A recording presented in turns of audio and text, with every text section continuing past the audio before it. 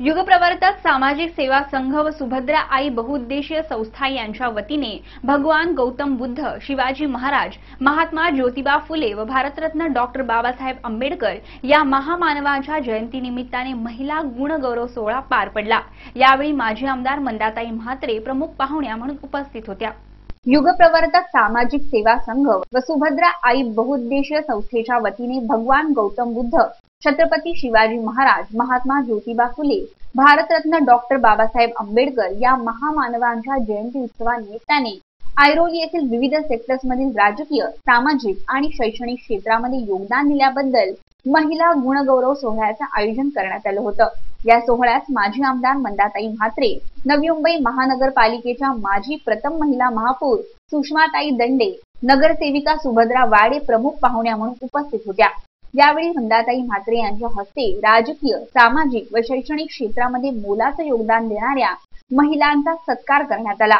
मंदाताईंनी या आयोजनाचं कौतुक करत या सर्व महिलांचं अभिनंदन केलं, तसेच आपल्या काही जुन्या आठवणींना उजाळा दिला।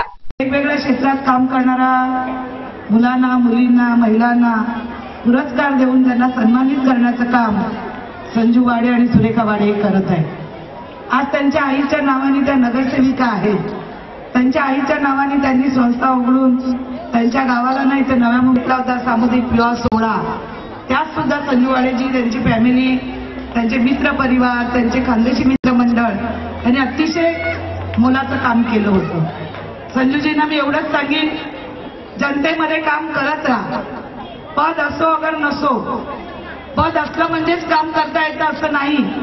पद नसला, इच्छाशक्ती तुमची प्रबळ असेल तर तुम्ही निश्चितच काम करू शकता। आणि तुमची इच्छाशक्ती आज हा जो जमलेला आमचा महिला आणि मुलांचा आणि सर्व प्रेम करणारे आहेत त्यांना हातात हात घालून आज इथे पेटे गाठलेल्या भगिनी बघितल्या आणि मला आनंद वाटला। मलाही पेटा घातला भगव्या कलरचा। मी दंडेताईंना बोलली, त्या माझ्या सहकारी होत्या, आम्ही दोघींनी एकत्रित काम केलं होतं आणि त्यांच्यामध्ये जो डॅशिंगपणा होता तो आज कुठल्या महिलेच्यात दिसत नाहीये। आपल्याला माहिती नसेल, सभागृहामध्ये आम्ही काम करताना दोघींनी, मी काँग्रेसमध्ये, त्या शिवसेनेमध्ये, आजही त्या शिवसेनेमध्ये आहेत, मी राष्ट्रवादीमध्ये आहे। आज विष्णुदास भावे हे सभा या नाटकाचं आणि या सभागृहाचं खरं श्रेय असेल ते सुषमा दंडेजींना आहे।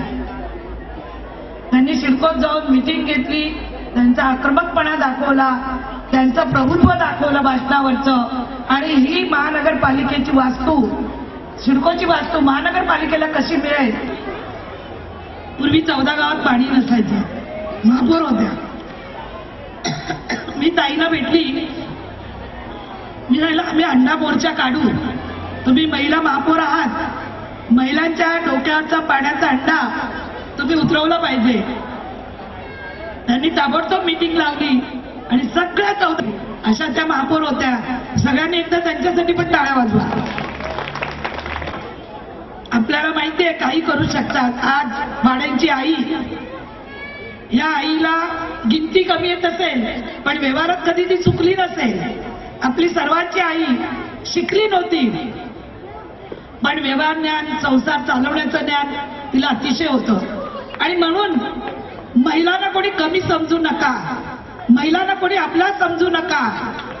त्या जर सबला झालेल्या आहेत,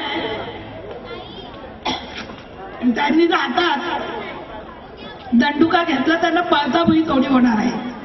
संजू वाडेजी, सुरेखाजी, अतिशय चांगलं काम तुम्ही घेतलेलं आहे आणि या कामामध्ये कुठेही खंड पडून देऊ नका।